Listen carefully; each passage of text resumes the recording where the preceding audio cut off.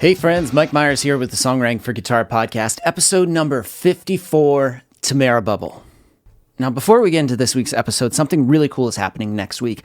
I'm hosting a free series called The Road to Becoming a Songwriting Guitarist, starting next Monday, February 28th, and I'm going to be going live Thursday, March 3rd with a live session where I'll be answering your questions. So if you've been stuck in a creative rut with your songwriting, you're stuck with a whole bunch of unfinished songs, you're frustrated with your music, wishing you could move further, if you want to finish those unfinished songs and write the ones that you know that you're capable of, if you want to develop new skills so you can become the most in-demand co-writer, if you're ready for new opportunities to open up for you, then this free training is for you. So all you got to do is just go to songwritingforguitar.com and sign up, because everything starts next week. And remember, I'm doing a live session. I'm going to be answering your questions. So don't wait any longer. Put pause on this podcast right now. Go over, sign up, and I'll see you next week.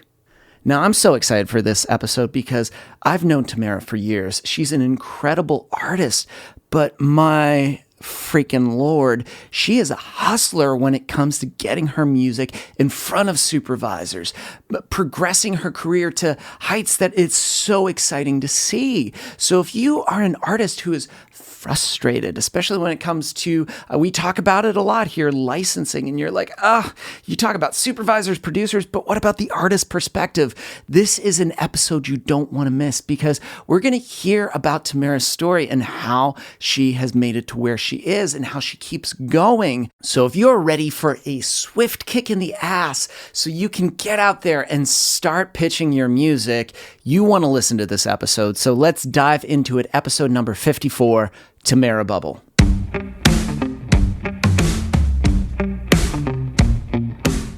Tamara, hi. Hey, bubble on deck. How are you? I am so happy that you're here because, you and I have taken classes together. That's how I knew about you, because it was just like we would be at the same events, and it's been so cool to see you just catapult into badassness, just in quantum leaps. Thank you. I love that.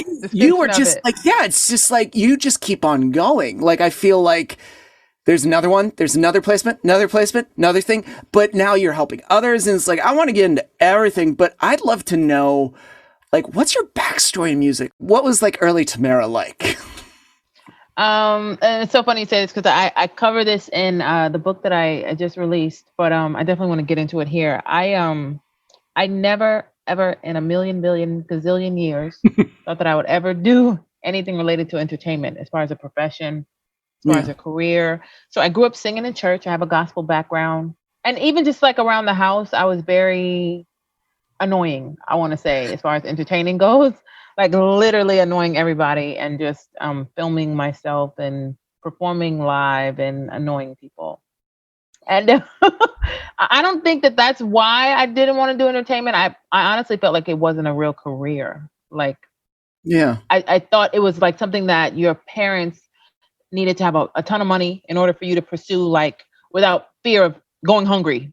I just never thought I would do it. And then even in high school, I took a class, an accounting class. And I knew from the day one, the first day in the class, this is what I'm going to do when I grow up. That it was just it. I can do numbers. I can make money like this. Everybody will be able to hire me, because everybody has to get their taxes done, and all the public companies have to get an audit. So it was I'll always be employable.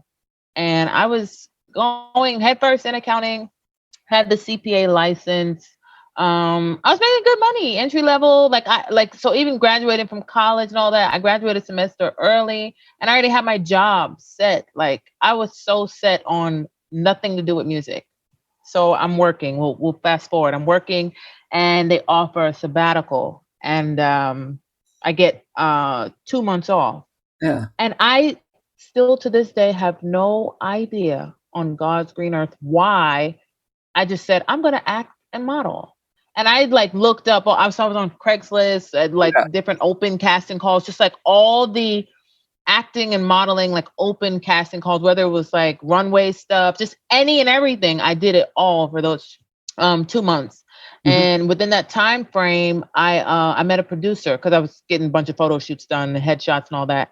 I met a producer at one of the photo shoots, and he asked me if I sing, and I said I do now. And I went home and I wrote like 10 songs in 2 hours after that photo shoot. Okay, so I'm curious. And When was that? Any up to that point? Did you ever write a song? no, never wrote a song, never, no, just none of it. Like literally none of it. Just never did anything with music creatively. Did that feel more empowering? Because I feel like some people that think too hard about it spend like, oh, I need to write but you were like, I just cranked out 10 songs. Did it just like, you were like, cool, I'm just going to do this thing and here we go. Let's do it. Well, so I had a bit of motivation. So the deal was, oh, you can sing, and if you say your song right, I'll let you demo the songs that you write, so we can pitch them to Jasmine Sullivan. And I absolutely love her, so that was the motivation. Like, oh, okay, I'm gonna write these songs. I'm gonna write for Jasmine Sullivan. She's gonna sing my stuff. And then when I started writing the songs were so personal. They were like about Yeah. relationships and just stuff that I just went through. And I was like, sure, she can't sing my stuff. This is my story. So I'm going to tell it. So now I'm a singer. And I completely forgot about the acting. I completely forgot about the modeling. Like I didn't book any more like open casting call. I just dropped it like I'd never even heard of it. And also at that time, I like started to hate accounting equally, like because I had to do that for a living. But it was like, no, I found my passion. This is what I'm doing. Music is it. And music is life. And this is what I'm pursuing. And so everything else felt like it was draining me, like it was stopping me from pursuing music wholeheartedly. Yeah. But yeah, that's how I got in Now, by accident. that is so interesting that it was like accounting. You touched on something I think is like, we all have this, especially creatives. And when you think music, people are given like this false narrative of what music is. Oh, I can't make a living in music. This is like, if my name's not in lights, if it's not this, it's, you know, my parent, I can't do this. So I guess I can do this thing. I mean, it'll get me money and then maybe I can retire early and do some things that I want. You know, what do you think separates people that just continue, even when they know the narrative may not be true, they just stay with what's safe, and those that think the narrative's not true and they try to shatter it? What's the thing that makes people do that? I don't know. I think people are afraid to fail. And I think that's why most people fail because they're afraid to let it happen. Yeah. I think when you go into music, when you go into a career, so for me personally, I just never even considered it. It just wasn't on the cards for me until I Yeah. bumped into it. But if I considered it from the beginning, I would I would go in, and it's what I do now anyway, but it's just kind of how I approach everything. Even when I guess I lied and said I was a songwriter. It was just like I want to see what songs come out of this so Jasmine can sing them. There was no like, oh my God, Jasmine might hear it and not like the lyrics. Oh my God, like I never even thought that, and I had never written a song before. I was like, oh, Jasmine's getting ready to sing my songs. I'm getting ready for Jazzy. Like that's where I went into it, and I think when people go into music, they go in with the doubt. They bring all the negativity with them. They don't go in thinking, oh, I am going to be Beyonce, even though that's not something you have to strive for. Like, so when people go in and shoot for Beyonce and they don't get it in 6 months, they go and get a day job, or they go back to their day job, or they just figure out something else that's low key so that it doesn't look like they failed. When really, you need to fail to know that that doesn't work. And then you'll pivot, you'll readjust. Like I failed all the way to success, Yeah. completely, utterly, wholeheartedly, freely. I lost so much money. Like I talk about this in the book, and just I got scammed so many times. And the scary thing about it was that Mhm. I wasn't willing to stop. There was no stopping point. Like I literally could have continued to get scammed. It was Yeah. either I'm gonna win or I'm gonna die trying. Those were the options. And so when you go in with Yeah. the notion that I'm going to succeed because I don't know how to give up, you're going to win because you have to. Like there's no other, you don't have the option to lose. And also it's so crazy. On one side, you don't have the option to lose, but on the other side, you're willing to lose it all. Like that's how deep in, I'm in it. Well, that went from 0 to a million in intensity, but it's true. I think nobody talks about like the mindset stuff when it comes to music because so many people think they're giving it their all, but they have like one foot in the door Right. and then their other half doing things because just in case I got my plan B in case this fails. Like I did graphic design. I went to like a school for that for a quick hot minute because they were just like, first they were like, what do you want to do? And I was like, music. Why are you here? This is my plan B, which I'm sure made the teacher feel great knowing like, but everybody else was like, oh, this is my plan B too. This is my plan. And it was just like, we have to kind of go all in because that's only when you go all in are you actually willing to be like, yes, this can happen. When we do the safe kind of like, well, you know what? I'm just gonna, if it doesn't happen in the next year in this false timeline that I've created for myself, it just wasn't meant to be. It's like, why? I personally think that people should choose jobs. Now, having lived as much of my life as I have, I feel like you should choose jobs that will propel your plan A. So you don't have a plan B, you have a plan A. But the thing that you're working now is going to fund your plan A. And that's kind of the angle that I took with it. Before I did that, before I had that mindset, I quit because I wasn't willing to allow plan B to make me miss out on plan A. Like I wanted to fail so hard, I needed to be out there. I didn't need the safety net of the plan B. And so I dropped it and then it got bad. It got real scary out there. It got real unsafe. But I lived to tell about it. And then you eventually, like, as you said, like, I'd be interested. So once you realize it got bad, but you're not giving up on what you want to do, you kind of like. I can't. Yeah. I can't give up. I don't know how to. I say that now because it's so scary now that I'm seeing success. I'm afraid of how much success I'm going to receive because I don't know how to stop. And it's like, I don't want to be famous.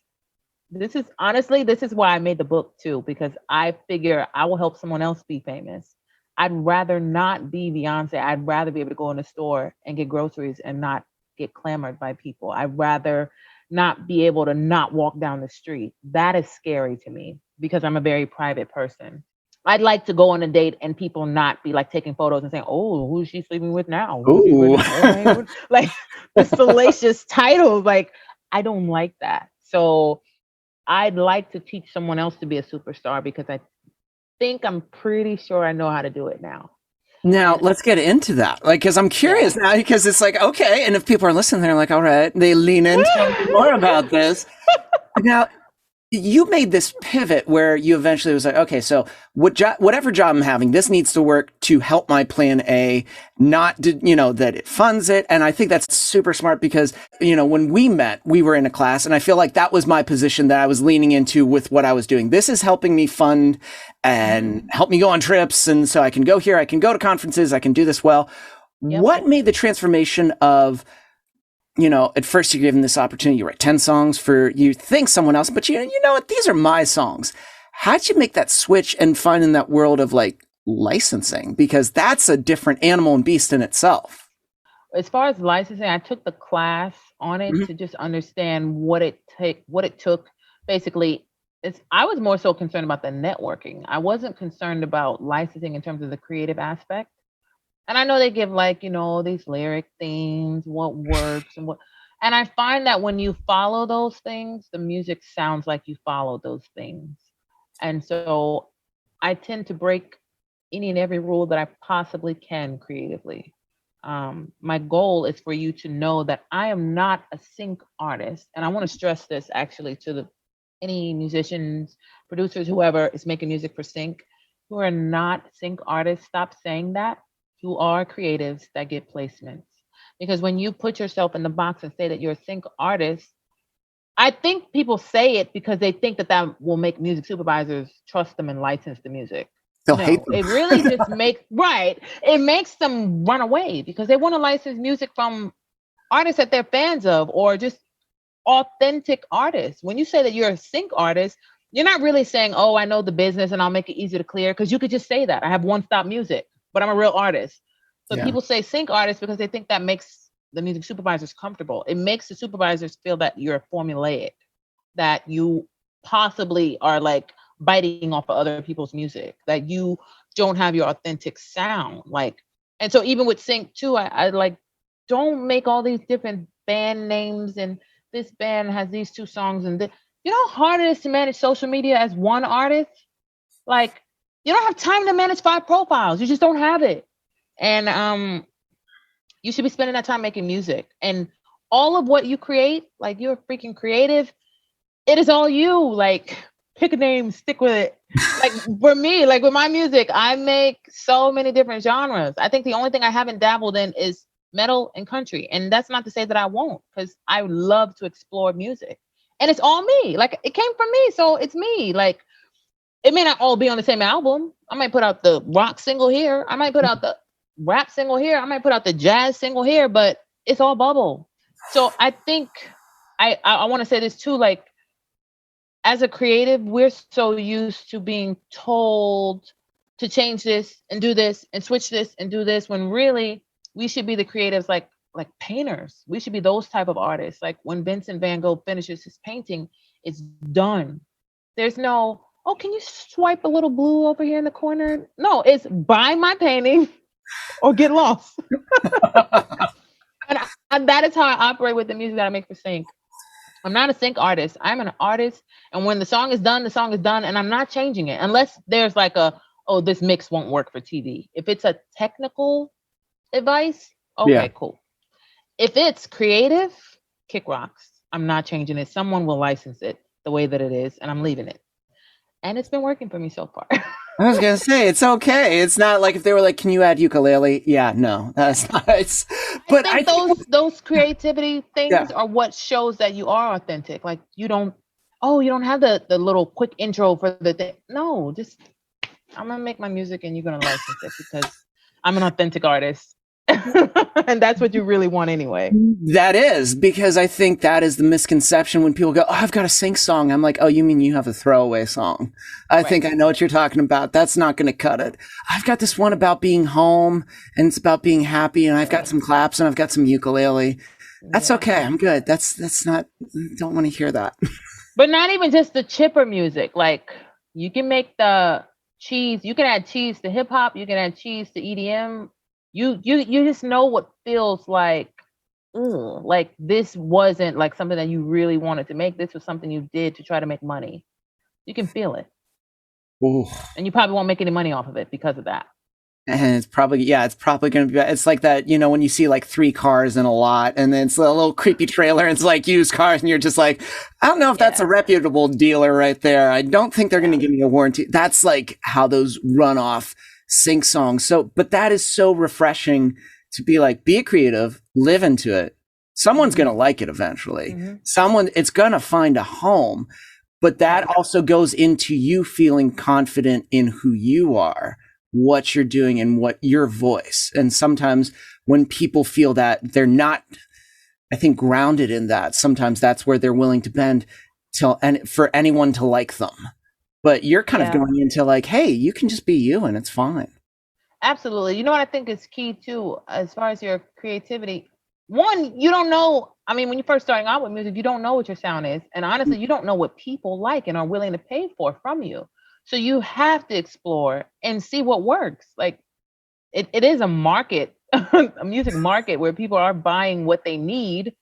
But you got to marry it to what you make. Like find out what you make that you enjoy making, that people enjoy buying from you, and then sell it to them. The one thing that you said that you wanted to just understand when it came to licensing, because you had your voice as just the networking. And I feel like you crush it at that. It seems like everywhere, it's like, that's what you just are so good at, is the networking, because I feel people are like, well, should I pay this person, this part? No, you just need to know how to network really well and communicate with people really well and know what they're looking for. And when you see it and be like, hey, this is me, this is what I have to offer. And you're so damn good at it. Thank you. I should probably, well, I don't know if I credit the networking, but definitely why people took me serious. I have to credit the accounting and the schooling and the degree and all the education and I definitely think artists need that side almost more so than the creative part. Here's why. For music supervisors to work with you directly, they're definitely going to have to trust you, but they need to also feel like they're not dealing with an artist. They need to feel like they're dealing with a business. Mhm. If you were signed to a label, there would be a business repping you. So when you go at it indie, you need to come so professional that they feel that you're signed to a label. You are, in essence, Yeah. you're signed to yourself, but your presentation has to be so that they're willing to deal with that. And then as far as the networking, the best way to network is to be everywhere. When I say bubble on deck, that means I want to be everywhere, on TV, on radio, in playlists, just literally everywhere. I'm not speaking my dreams into existence. And that's how I network. I go everywhere. I meet everyone. I know everyone won't gravitate towards me. Everyone won't like me, but some will. Most will. Like, how could you not like the bubble? It's true. How could they not like you? But that too is just, there's that boldness. But I think it goes back to that thing, like when you speak to, it's like, oh, you're all in it. And when you hear someone talk, sometimes you can tell when, like, oh, they're really not in it. Like they're kind of hesitant. They're like half in it. They're partially in it. They're very lukewarm because they're just like, they're shaky. But when you're saying like, hey, I'm here, and you're right, I think the fear is people are like, what if they don't like me? It's like, yeah, but what if they do? What if they do? And what if they don't? I think the best answers are yes and no. Because yes means great. No means cool. Then that's like, I don't have to wonder. Well, so here's the thing in terms of the mindset and the yes and no. I'm glad you said that. It's already a no. When you first start, you don't have the placement. You don't have the connection. You don't have the network. You don't have the money. You don't have the sync fees. The only side is upside. The only way to go is to win. So you just have to go long enough until you hit the wins, until you hit the upside. Like most people give up still in Noville and or they never try because they think they're going to get a no. You're already at no because you didn't try yet. So why not try and fail hard? Like go all in, fail all the way. Like, no, they really didn't like that song. No, they really don't like my performance. Like really find out, like bomb. Like people don't want to bomb. They don't want to say I failed. They don't want to, like, I love failing. Then I figure out what doesn't work and I can move. I can move to where I can find the success. I think that's great. I love Noville. It's true. It's like people are like, I don't want to fail, but you're already you're already at the lowest. It is only a step up from where we're at now. Now you then started to have like really awesome success, but then you founded your own company too. For goodness sake, to start like, repping your stuff, helping others. Did you feel that was a natural progression where it was like, oh, that's bound to happen? No, it wasn't natural. It was necessary. So I was already pitching me from the beginning. The class that we took, we learned direct pitching, and I was hooked on that from the beginning. And I remember someone in the industry asked me, like, why don't you get agents to rep some of your music? You have good music, and I know you pitch it yourself and you get placements, but why don't you let some of them work for you? I was like, you're right. Why don't I just test the waters and put them to work for me, and then we all get me placements? And I did that. I had music with like 6 or 7 agents. I talk about this some in the book too. I had it with a bunch of agents, and then it got to where soups were like, where do we clear this song? And I had to think, I had so much material. It was like, who has what song now? Yeah. I think you can clear that with this one. Or I think you can clear that with this one. And it started to get to a point where it was like, why don't I just let them clear with me? I was already pitching me. They've done a wonderful job exploiting me. Thank you so much. That was the whole plan. Like, let me let you all work my music for me and get my name out there. Help me because I'm doing it too. And then also me having agents, let me get an appreciation for what it actually takes to pitch a song. I would challenge myself, like, let me try to get more than what they're getting me. And then I'll know I don't need them. So once the confusion started, there were music supervisors that were calling me like, I don't know who reps your stuff. Like, and so I got nervous about that. That was the part that shook me. It was like, man, I don't want to lose money because they don't know where to clear the song. So let me get just one hub. It's me. I can do the admin stuff. I'm an accountant, whatever. I'll fill out paperwork. I can fill out invoices. That's nothing. So, and then at the same time, I was getting a bunch of placements because I had my placements I was getting and the agents getting me placements. Artists would see this and they're like, what are you doing, ma'am? Show me your ways. Teach me your ways. help me out here. You're right. If it's just like, well, wait a minute, I'm pitching, and then I tell them to go over there, and they just go like, yeah, here you go, here's a contract, and you're like, wait a minute, it was all me. Yeah. It should just. Why don't I just get all the monies? Why don't I just get the monies? Because it started to get like overlap too. I had some deals where it was like, oh, don't pitch unless I tell you to, because I already have this connection. And so it's like weird. Now who sent it? I'm not going to fight with you back and forth. Who sent it? Yeah. It's just like, yeah, I'll do it. And then you started helping others. And then, you just wrote a book. So what, what made you go like, I should write this down too. I should, just because like you've got some very good stories too. And that's probably why. So I started, when you said I started helping others, it's funny. I think since I started sync licensing, not even just sync licensing, I'm a giver. I know this about me. Yeah. I help people for no reason with no expectation or anything in return. And it just makes me feel good. Like, oh, you didn't do that and expect something from it. Go girl. Okay. Giving back to the community, whatever. I know you mentioned that artists, that I helped a bunch of artists, but I really feel like the artists helped me, because when I'm pitching my music, I just have my sound. And now, granted, I do a lot of genres and I have a lot of varied music. However, it's still my vocal.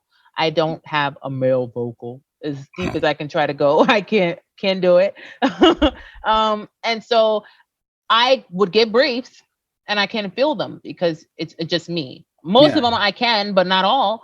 And so the artists are helping me help the music supervisors. So it's just one big happy helping family over here. And that helped me to get more briefs. That helped me to get more connections. Like, in a big way. You guys have helped me probably as much as I've helped you, as far as like placements and with For Goodness Inc. So shout out to you indie artists.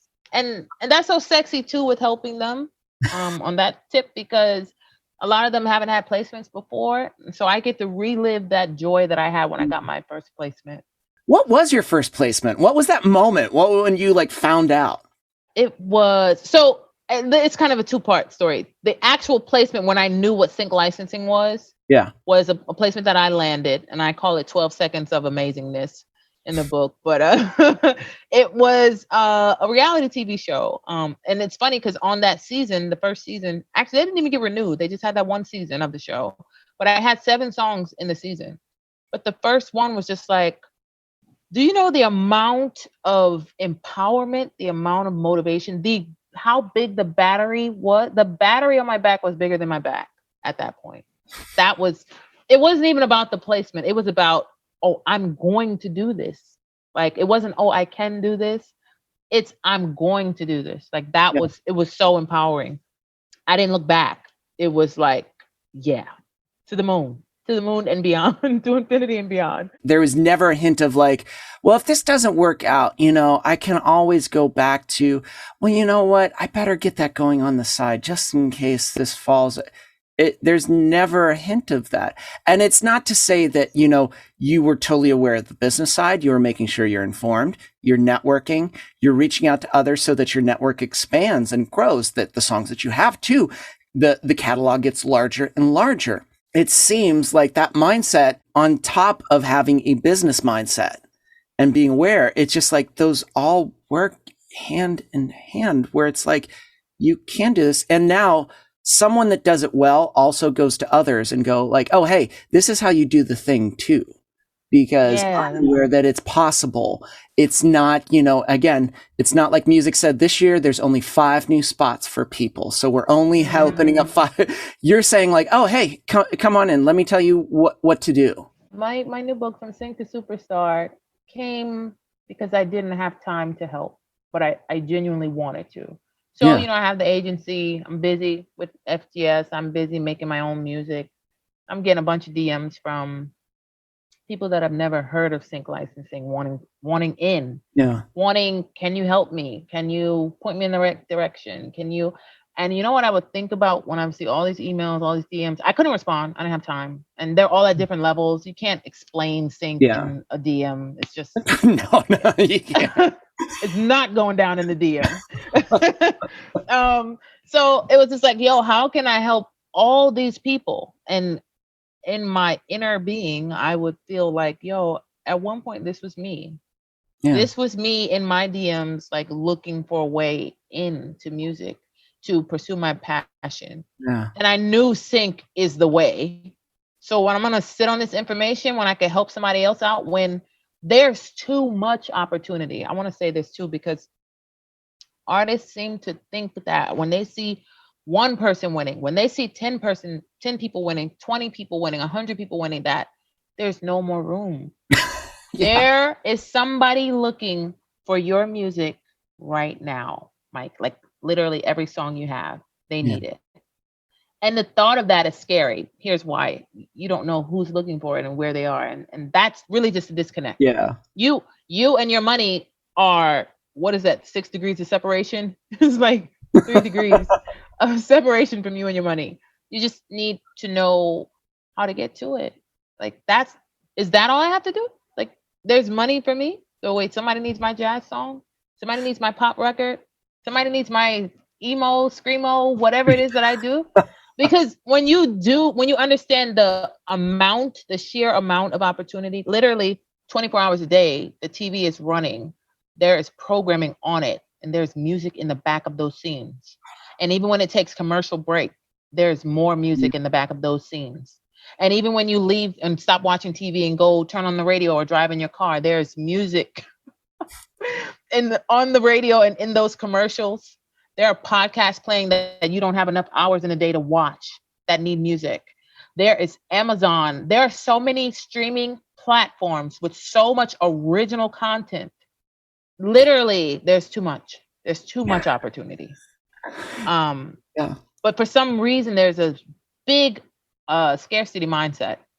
And when people see someone else winning, they tend to hoard what they know because they tend to hoard their connection. They tend to not want to collaborate because it's like, oh, you might take my connection and network and run off with it. When really, you expand your network by collaborating. Like you expand the network. And so I wrote the book, one, to help all those people that I don't have time to answer in the DM. Sorry, guys, I can't answer at all. But two, I see that there's opportunity and I want you to have it because I can't have it all. I get a lot of placements, but you know how many I don't get? Like when I say I don't get, I mean, I get the quote request and it didn't land. Like, so that means that's opportunity that someone else just got. Like there's briefs that I don't have access to. I don't even know they exist. There's so much opportunity. But that's amazing because you are not going like, I didn't get that one. Well, I'm packing it in. Okay, see you guys. I'm out. This didn't happen. Right. You're like, wait a minute. It's room for everybody. It's like, and I'm because I'm getting this. But here's the thing. I didn't even barely scratch the surface because you're right. The amount of streaming services that are out there, the amount of networks, the amount of commercials, the different type of commercials. There are web commercials. It's just like your mind could explode. Just social media content. Film. I didn't even mention film or video games. Like, are you kidding me? You know the amount of content out here that all needs music, all of it. Because it is. It's so when you start to get into that world, if you have like, oh, there's no opportunity, that view will shatter very quickly because you'll realize, oh, there we go. Yeah, go ahead. glad you said that. So even when I first started in Sync, I was helping people. Like before I had placements, I got people placements. And I think that was what started to propel me too, like in the class that we were in. She was promoting me because there was a brief and I think they need Christmas music. I didn't have any Christmas music. So I shared the brief in the class and I think 5 of the students got like placements. And so they were like, whoa, why are you helping when you could have just submitted your music? One, I didn't have music, but why would I not tell you about this opportunity? I can't feel it. And even if I could, I've always felt like the best song will win. So I've never been stifled. Like, this is why it's so easy for me with my sync agency. I'm pitching the best song. I don't care if it's mine or yours. Okay? Because I want to win the placement. I'm not trying to just, I'm going to send my song because I'm trying to land. Like, I've got enough songs. I've got enough placements. I want to see you win. Like, I'm going to win regardless. I'm going to commission off of it. So it's a win either way. Like, don't think of it as competition. Think of it as collaboration. Think of it as scratch one back and get the other. It's for me. When I give, I tend to get even more. So I just continue giving. Shit, this is great. Because this is just like, this is so good. But it's so refreshing because I think people need to hear this, because sometimes the voices are so loud of like, there's no opportunity to like, oh, no. And there's not. And I think this is for anyone that has maybe been thinking that is what the template is for music. There's no opportunities. This is a great example of like, no, this is quite the opposite. And also, if you've encountered a person that was very protective, there's tons of people out there that are not protective. They're like, hey, there's room for everyone. Come on in. Come on in. If they want to get your book, if they want to find out more about you, and people are like, okay, I got to get this book, where do I go? Official website for the book is from synctosuperstar.com. It's available in, you get an exclusive tip. So it's available in ebook on Kindle. It's available in paperback on Amazon, and the hardcover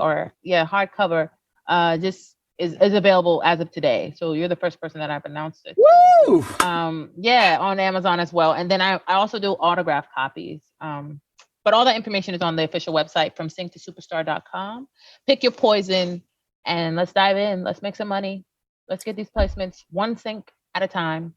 Tamara, you are awesome. Thank you for sharing your knowledge and just so many nuggets that are so Instagrammable. All of these, who knows which one? We're going to have to use so many because there's so many good bits. That's good. I like good bits.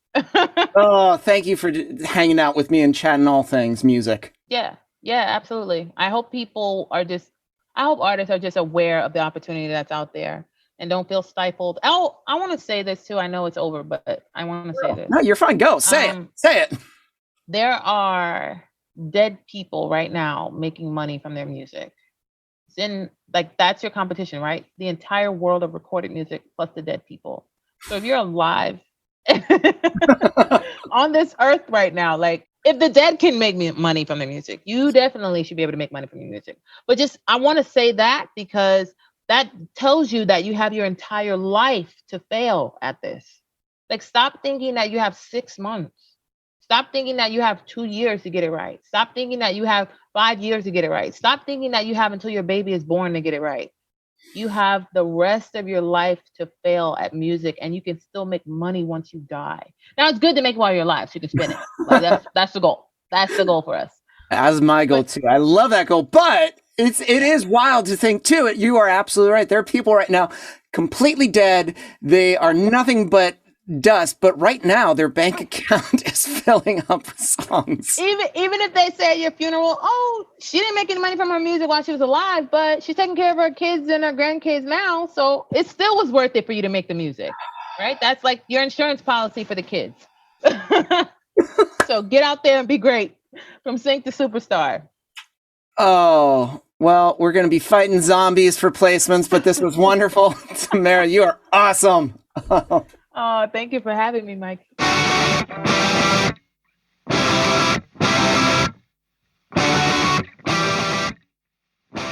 And that does it for this week's episode. It was edited and produced by Chris Fafalius. I'm Mike Myers. Thanks for listening.